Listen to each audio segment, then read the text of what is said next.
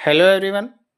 आज के वीडियो में हम बात करने वाले हैं आईटीआर फाइल करने में टैक्स कैलकुलेट कैसे होता है, यानी कि आपको कैसे पता लगेगा कि हमारा कितना टैक्स बन रहा है, किस प्रकार से हमें यह गणना करनी है। साथ ही साथ आईटीआर जब हम कैलकुलेट करते हैं, टैक्स की जब गणना करते हैं तो उसमें एक रिबेट भी मिलती है। तो रिबेट कब मिलती है, किसे मिलती है, कितने अमाउंट तक मिलती है।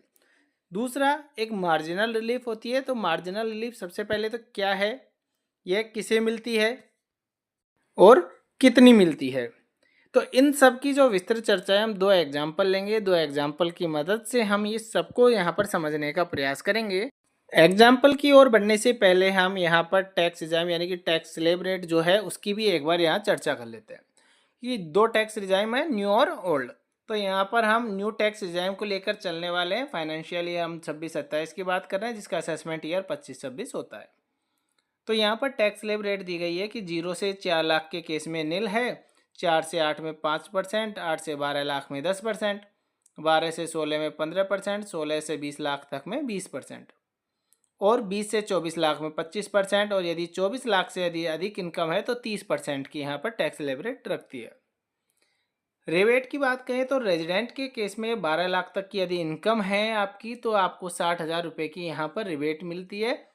जो रिबेट है पहले 87A अंडर सेक्शन के तहत मिलती थी। अब यहाँ पर अंडर सेक्शन को चेंज कर दिया गया है, उसका नाम परिवर्तन करके 156 कर दिया गया है। नॉन रेजिडेंट के केस की हम बात करें तो नॉन रेजिडेंट यदि कोई टैक्स पेयर है तो 12 लाख के स्थान पर 10 लाख तक की इनकम यदि है तो उसको यहाँ पर 60,000 की रिबेट मिलती है। अब इसे हम दो एग्जाम्पल की मदद से समझने की बात करेंगे कि दो टैक्स पेयर हैं, दो व्यक्ति हैं, मोहन और सोहन। दो हमने यहाँ पर कॉलम बना रखे हैं मोहन और सोहन के।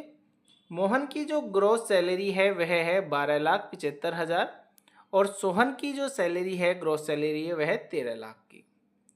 अब न्यू टैक्स रिजाइम के तहत जो स्टैंडर्ड डिडक्शन है वह 75,000 की होती है। तो दोनों ही व्यक्तियों को यहाँ पर स्टैंडर्ड डिडक्शन यहाँ पर 75,000 की मिल गई है। तो नेट सैलरी है, तो मोहन की जो नेट सैलरी है वह तो 12 लाख है, और सोहन की जो नेट सैलरी है वह 12,25,000 की हो गई। इसके आगे अब हम टैक्स कैलकुलेट करते हैं। तो देखिए 0 से 4 लाख तक जो यानी कि 4 लाख तक की जो सैलरी है वहाँ तक तो किसी भी प्रकार का टैक्स नहीं लगेगा, तो यहाँ पर 0 हो गया है।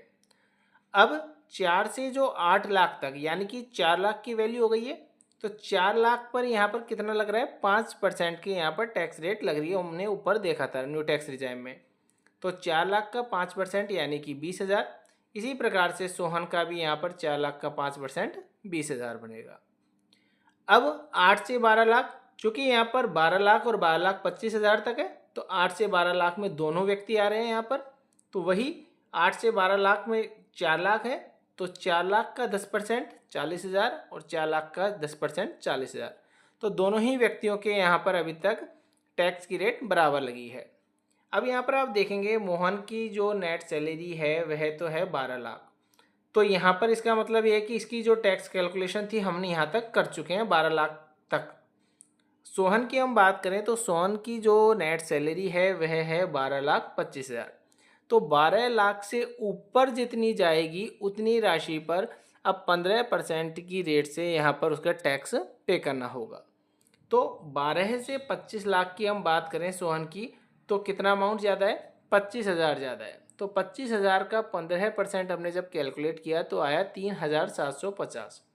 अब हम इनका टोटल कर लेते हैं। तो टोटल टैक्स जो बन जाता है, तो यहाँ पर आप देखें मोहन का जो टैक्स बना है टोटल टैक्स 60,000, 20,000 प्लस 40,000 60,000। जबकि जो सोहन का जो टैक्स बनेगा 20, 40 और 3,750 यानी कि 63,750। अभी हमने ऊपर देखा था कि यदि रेजिडेंट केस में हम बात करें कि यदि कोई व्यक्ति रेजिडेंट है और उसकी जो 60,000 तक का यदि उसका टैक्स बन रहा है, 60,000 का टैक्स कैसे बनता है कि उसकी जो आय है 12 लाख तक है। तो यदि उस केस में है तो उसको जो रिबेट है वह 60,000 की मिल जाती है। यदि उसका टैक्स 60,000 से ऊपर हो जाता है, चाहे 60,001 रुपये ही हो जाए, तो उसको रिबेट यहाँ पर नहीं मिलेगी। तो यहाँ पर जो टोटल टैक्स लायबिलिटी जो मोहन की बात करेंगे तो रिबेट उसे 60,000 की पूरी मिल चुकी है, तो उसकी टोटल टैक्स लायबिलिटी यहाँ पर 0 बन जाती है।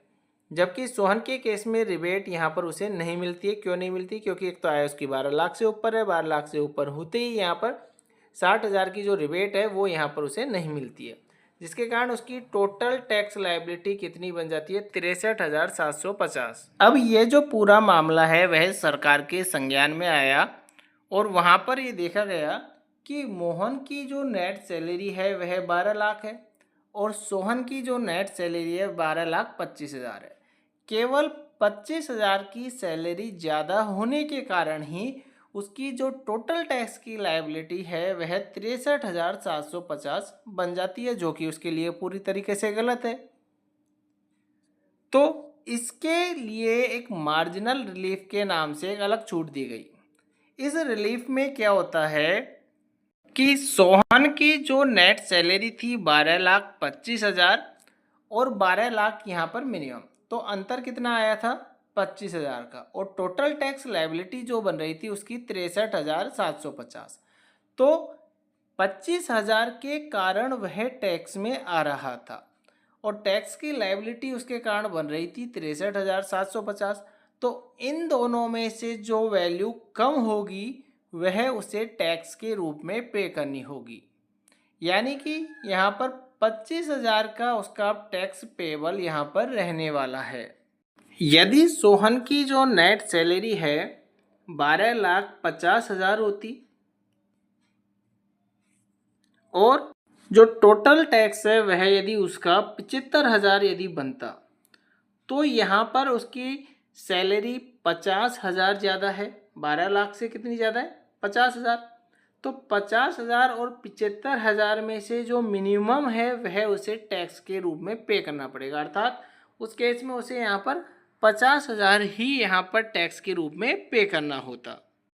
ITR किस प्रकार से फाइल करना है इसकी जानकारी हम नेक्स्ट वीडियो में करने वाले हैं।